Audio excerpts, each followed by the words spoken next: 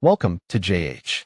The internet is currently losing its collective mind over something called Tata float shoes, which supposedly allow you to defy gravity and hover in midair. It sounds like a revolution in footwear, or at least a great way to avoid stepping in dog mess. But we need to talk about whether these are actually real or just another digital hallucination. If you take a close look at those viral videos of people hovering above the pavement, things start to look a bit suspicious. The shadows are inconsistent, the foot movements are jerky, and the reflections look like they were rendered by an AI having a midlife crisis. It's quite obviously a collection of clever video edits and CGI tricks rather than a breakthrough in physics.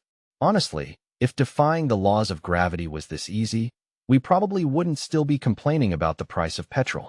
We did the actual homework and scoured Tata's official websites, verified social media, and press releases, only to find absolutely nothing. There are no tech announcements, no patents, and no floating sneakers coming from Tata Motors or the Tata Group. It turns out the company has about as much to do with these shoes as I do with high-fashion modeling, which is to say, none at all. Most of these clips are being pushed by random, unverified accounts that are desperate for views and the sweet dopamine hit of a viral post.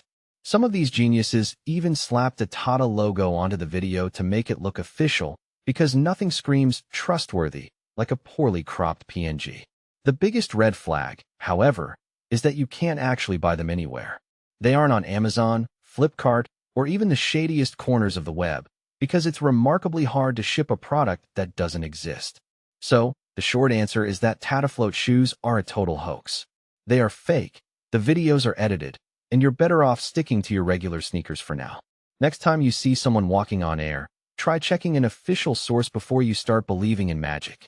Thanks for watching until the end, and make sure to subscribe for more updates and blunt reality checks.